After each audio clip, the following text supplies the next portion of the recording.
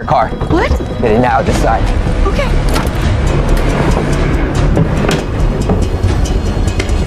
Okay, I'll do it. Halo Sobat Dunia, semoga kalian semua yang menonton video ini selalu diberikan kesehatan dan juga kebahagiaan. Amin. Kali ini aku akan membahas film yang diangkat dari kejadian nyata berjudul Update The Mary Stepper Story yang dirilis di tahun 2019. Film yang berlatar tahun 1980-an ini mengisahkan seorang mantan murid yang mencoba untuk balas dendam dengan nekat menculik seorang ibu, guru dan anaknya yang dikurung selama 53 hari. We'll make you suffer for it as long as possible.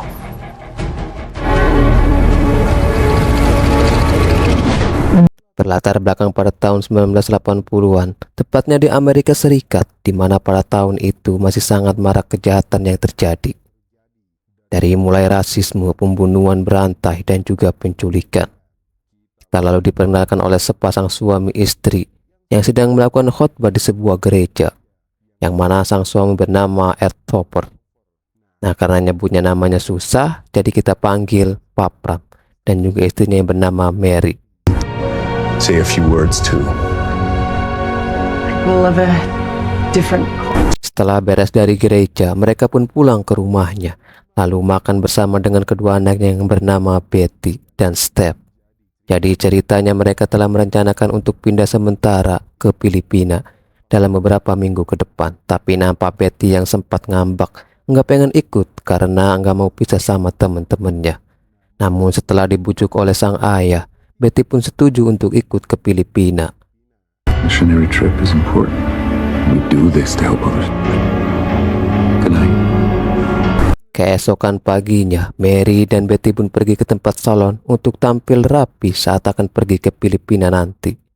Namun setelah beres dari salon, tiba-tiba Mary dan Betty pun malah diculik oleh pria misterius saat di parkiran mobil. Si pencuri itu pun langsung menodongkan senjatanya dan menyuruh mereka untuk masuk ke mobilnya. Ketika di perjalanan, si penculik pun memerintahkan Mary untuk menyetir ke suatu daerah yang mereka enggak ketahui. Sesampainya di tengah hutan, si pencuri pun langsung memindahkan mereka berdua ke dalam bagasi mobil. Tapi aksi penculik tersebut dilihat oleh dua bocil jedak-jeduk bernama Jason dan Matt yang kebetulan lagi berada di sana sambil bermain sepeda. Karena merasa akhirnya sudah ketahuan, si penculik pun langsung menculik Jason yang menghampirinya dan masukkannya ke dalam bagasi. Beruntungnya Matt pun selamat dan langsung mengadukan kejadian tersebut kepada pihak polisi yang kebetulan berada di sekitar TKP. Dan juga terdapat orang tua Jason yang baru menyadari kalau anaknya telah diculik. Di tengah perjalanan, mendadak si penculik memberhentikan mobilnya dan langsung mengeluarkan Jason dari bagasi. Di sini saya juga nggak tahu si Jason ini diapain sama penculiknya, karena adegannya nggak diperlihatkan. Dari opini saya, ada dua opsi. Kalau nggak Jason dibuang, udah pasti dia dihabisin sama si penculik. Sebab Jason adalah saksi mata penculikan Ibu Mary. Mereka kemudian langsung melanjutkan perjalanan serta meninggalkan mobil Mary di pinggir jalan. Faktanya, Mary dan anaknya dibawa ke dalam rumah si penculik. Tanpa banyak basa-basi, dia langsung memerintahkan kepada Mary dan anaknya untuk segera masuk ke lemari. Pada awalnya, Mary sempat memohon untuk tidak disekap dalam lemari. Namun karena ditodong senjata, Mary dan anaknya pun terpaksa masuk ke dalam lemari kecil yang hanya ditemani lampu redup. Why did he take us here? Di tempat lain, Pak Pram terlihat mulai khawatir dengan istri dan anaknya yang sampai saat ini belum juga pulang. Oleh karenanya, dia pun langsung menghubungi kantor polisi untuk melaporkan tentang Mary. Naasnya ibu polisi nampak ogah-ogahan merespon panggilan dari Pak Pram. Sama seperti polisi Indo yang gak mau merespon kalau nggak ada duitnya. Alih-alih meresponnya dengan baik, ibu polisi malah mengatakan bahwa dia yakin kalau Mary dan Betty sedang dalam perjalanan pulang, karena mereka tengah sibuk mencari seorang anak yang hilang di tengah hutan. Dari omongan bu polisi bisa disimpulkan, si Matt yang menjadi saksi penculikan Mary tadi cuma melaporkan temannya, yaitu Jason yang telah diculik. dan enggak mengetahui bahwa terdapat Mary dan Betty yang turut diculik.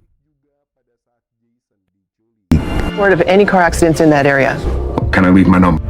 There's been a lot of police activity in that area causing department is focused on a little boy who was abducted this afternoon. Kembali ke Mary yang sedang diinterogasi oleh si penculik, di mana ternyata si penculik ini adalah bekas siswa Mary 15 tahun yang lalu yang bernama Ming.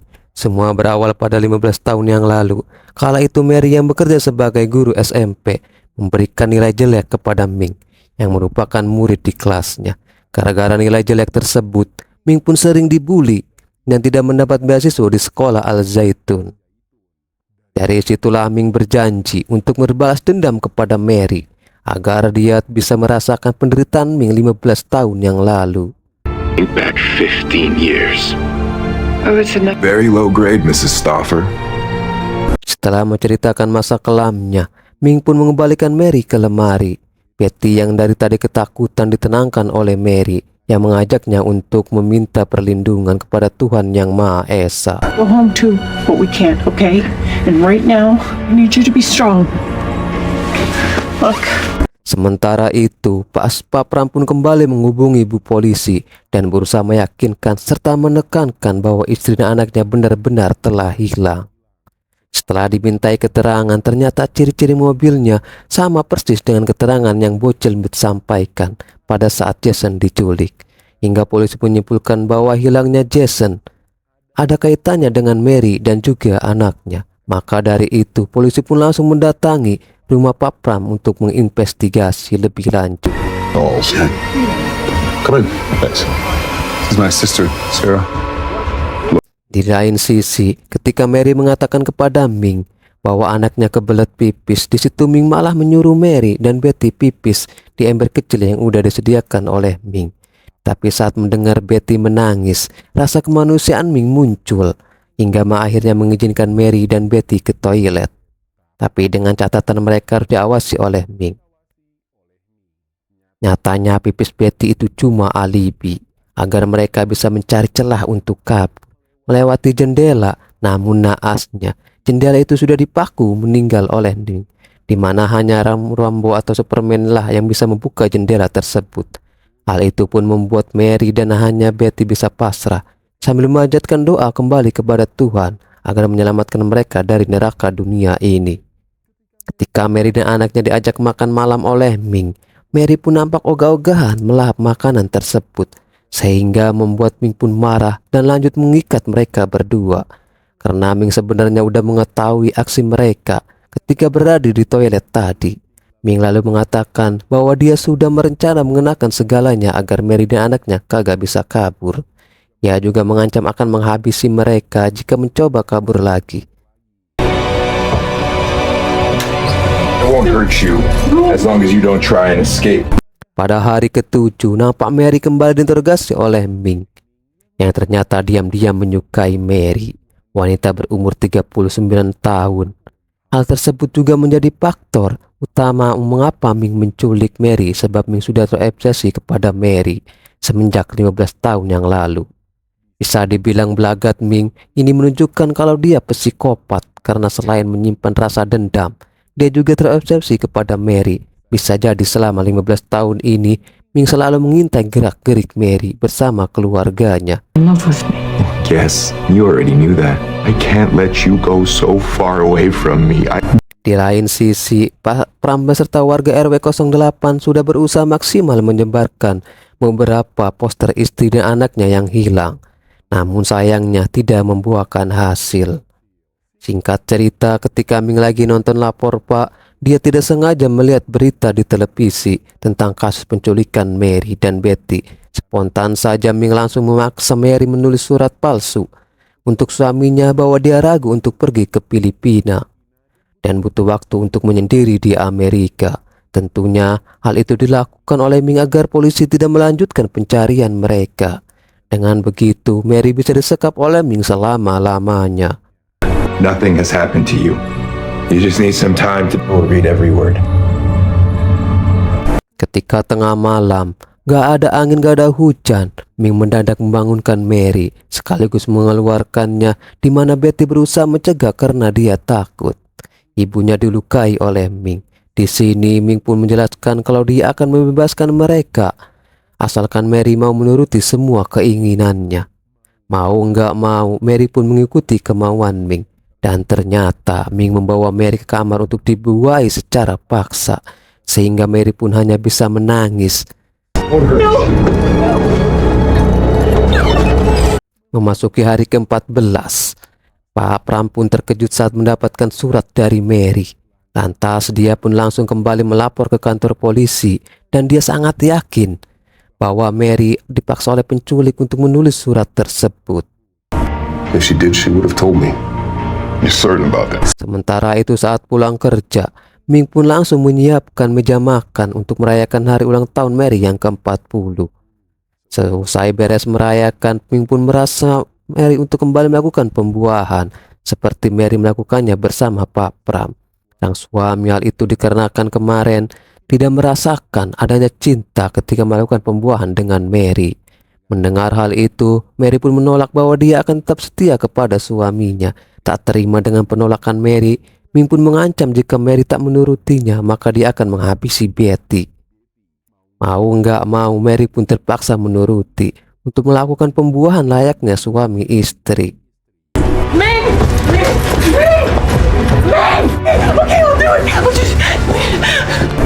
Shin pun beralih sebentar ke rumah Pak Pram, di mana Doi baru menyadari bahwa selama ini telah memata-matai keluarganya melalui lantai basement yang telah dibobol oleh Ming. Dan parahnya lagi saat Pak Pram sedang bekerja, Ming pernah membuai Mary yang sedang tertidur pulas.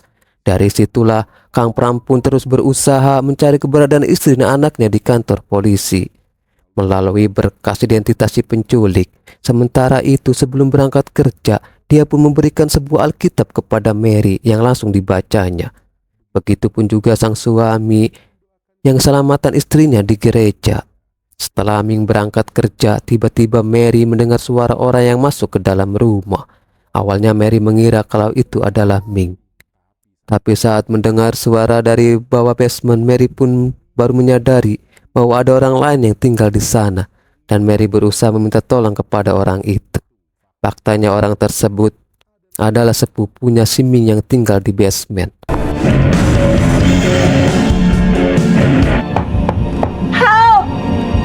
Di hari ke-31 ketika sedang makan malam, mengatakan bahwa dia diundang untuk menghadiri acara konvensi di Cikarang, si Chicago, dan memaksa Mary beserta Betty untuk ikut. Meski Mary sempat menolaknya, sebelum pergi Mary pun kembali diinterogasi oleh Ming.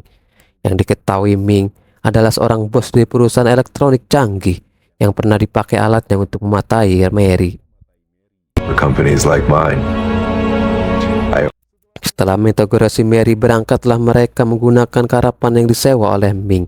Hingga saat di perjalanan, mereka pun singgah ke rest area tol Cipali untuk sekedar bermalam di sana.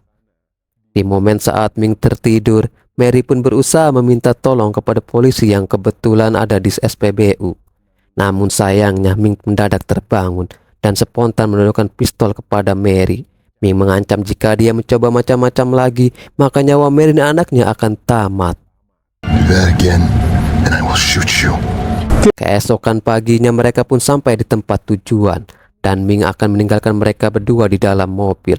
Ming kemudian mengatakan bahwa dia telah memasang penyadap suara sehingga jika Mary berteriak minta tolong akan diketahui oleh Ming yang tidak segan-segan akan membunuh orang sekitar, termasuk mereka berdua. Setelah Ming pergi, Mary pun nekat memanfaatkan kesempatan emas itu dengan berusaha meminta tolong kepada seorang remaja yang malah menghiraukannya. What? Even what? Chocolates. Alright. No, please. Di hari ke-45, Ming memutuskan untuk memindahkan Mary dan juga anaknya pindah ke bawah basement karena mereka berdua telah bersikap baik dan selalu patuh terhadap perintahnya. Oleh sebab itu, Ming sudah mempercayainya karena hari ini adalah hari ayah. Ming pun memperbolehkan Betty menelpon ayahnya untuk sekedar memberi kabar sekaligus mengucapkan hari ayah. Namun tiba-tiba Ming mendadak marah saat mendengar suara pintu dan melihat Betty diam-diam keluar dari kamar tanpa sepengetahuan Ming. The closet, please! I can't go in the closet again!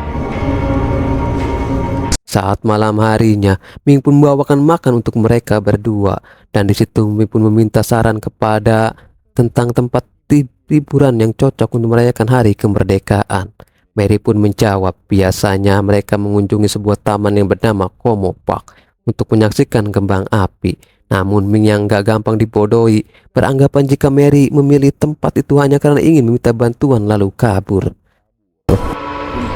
Watching the fireworks.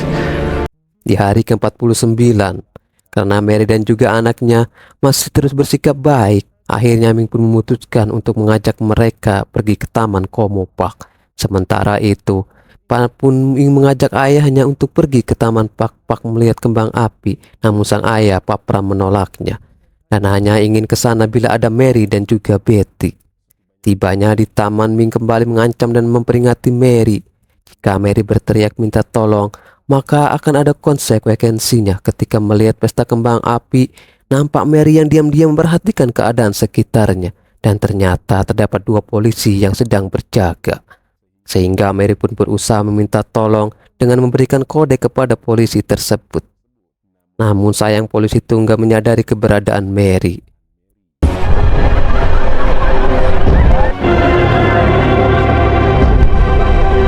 Singkat cerita, hari sudah masuki ke-53. Dari dalam kamar nampak Mary yang sudah putus asa karena semua usahanya gagal total buat kabur. Namun seketika dia melihat cahaya ilahi yang kurangi engsel pintu, dan di situ Mary pun langsung berusaha merusak engsel tersebut hingga akhirnya usahanya pun berhasil. Ming lagi pergi bekerja, Mary pun langsung memanfaatkan kesempatannya untuk kabur bersama Betty. Namun sebelum kabur, Mary pun menyempatkan menelpon kantor polisi untuk meminta bantuan dan memberitahu alamat tempat dia diculik. Saat berhasil keluar, mereka pun langsung bersembunyi di balik mobil sambil ketakutan ketika mendengar suara mobil yang baru aja datang. Dan tiba-tiba Mary!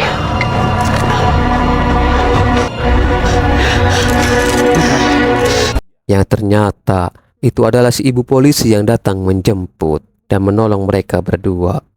Lalu pihak kepolisian pun langsung membawa Mary dan Betty ke rumah sakit untuk mengecek kondisi kesehatan mereka.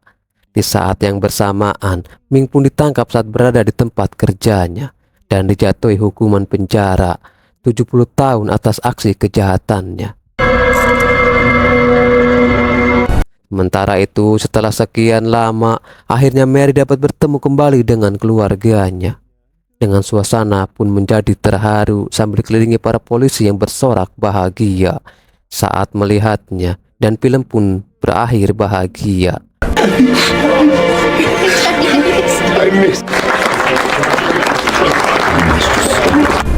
Film ini diangkat dari kejadian nyata di Amerika, dan alhamdulillahnya Mary Stopper dan juga sang anak Betty kini hidup bahagia dan terbebas dari trauma yang mungkin gak bakal terlupakan seumur hidup mereka. Kalau ada yang bertanya bagaimana keadaan si bocil Jason yang dilempar ke hutan oleh Ming, jasadnya telah ditemukan beberapa hari setelah Ming tertangkap. Akibat dari kejahatan yang sangat tidak manusiawi, Ming dijatuhi hukuman penjara 70 tahun karena telah menculik seorang ibu dan anak beserta menghabisi seorang anak kecil, yakni Jason. Mungkin segitu aja review film kali ini. Kurang lebihnya mohon maaf ya kalau ada salah kata dan penyampaian. Assalamualaikum warahmatullahi wabarakatuh.